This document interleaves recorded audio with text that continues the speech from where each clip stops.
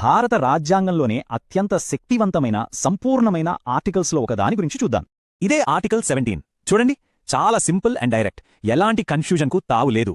అంటే ఈ ఆర్టికల్ అంటరానితనాన్ని కేవలం కంట్రోల్ చేయడం లేదు, దాన్ని పూర్తిగా రద్దు చేస్తున్నట్టు ప్రకటిస్తోంది. అంటరానితనాన్ని ఏ రూపంలో పాటించినా అది చట్టవిరుద్ధం, అంతేకాదు శిక్షార్హమైన నేరం కూడా. ఇతర హక్కులతో పోలిస్తే ఇది అబ్సల్యూట్ రైట్, అంటే దీనికి ఎలాంటి మినహాయింపులు పరిమితులు ఉండవు. దీని పవర్ చూడండి, ప్రభుత్వ సంస్థలతో పాటు ప్రైవేటు వ్యక్తులకు కూడా ఇది వర్తిస్తుంది. సరే, ఇంతకీ ఈ అంటరానితనం అంటే ఏంటి? ఆసక్తికరంగా రాజ్యాంగం దీన్ని డిఫైన్ చేయలేదు. అవును, ఇది కావాలనే చేశారు. ఎందుకంటే కోర్టులు దీన్ని విస్తృతంగా అర్థం చేసుకుని అన్ని రకాల వివక్షకు వ్యతిరేకంగా వాడచ్చు. అంటే సామాజికంగా వెలివేయడం, పబ్లిక్ ప్లేసెస్లోకి రానివ్వకపోవడం అన్నీ దీనికిందికే వస్తాయి. మరి ఈ ఆర్టికల్ను ఎలా అమలు చేస్తారు? దీనికి పవరిచ్చేందుకు ఒక ప్రత్యేక చట్టముంది. అదే పౌర హక్కుల పరిరక్షణ చట్టం 1955. అంటరానితనం నేరాలకు శిక్షలు ఇందులో స్పష్టంగా ఉంటాయి.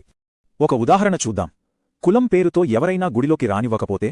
ఖచ్చితంగా కుదరదు. ఇది ఆర్టికల్ 17ను నేరుగా ఉల్లంఘించడమే, శిక్షార్హమైన నేరం కూడా.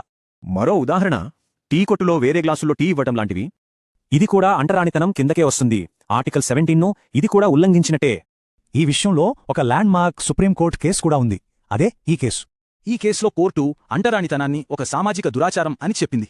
ఇక్కడే ఆర్టికల్ 17 ప్రత్యేకత కనిపిస్తోంది. ఇది ప్రభుత్వంతో పాటు ప్రైవేట్ వ్యక్తులకు కూడా వర్తిస్తుంది. అంటే ఇది సంపూర్ణ హక్కు, ప్రైవేట్ వ్యక్తులకు వర్తిస్తుంది. పైగా ఇది ఒక క్రిమినల్ నేరం, అందుకే ఇది చాలా పవర్ఫుల్. అసలు ఇదంతా ఎందుకు? ఎందుకంటే ఆర్టికల్ 17 మానవ గౌరవాన్ని నిలబెట్టడం గురించే మాట్లాడుతుంది.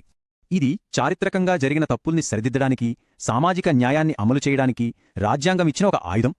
రాజ్యాంగంలోని ఒకే ఒక వాక్యం శతాబ్దాలుగా ఉన్న ఒక సామాజిక వ్యవస్థను మార్చగలదా? ఆలోచించండి.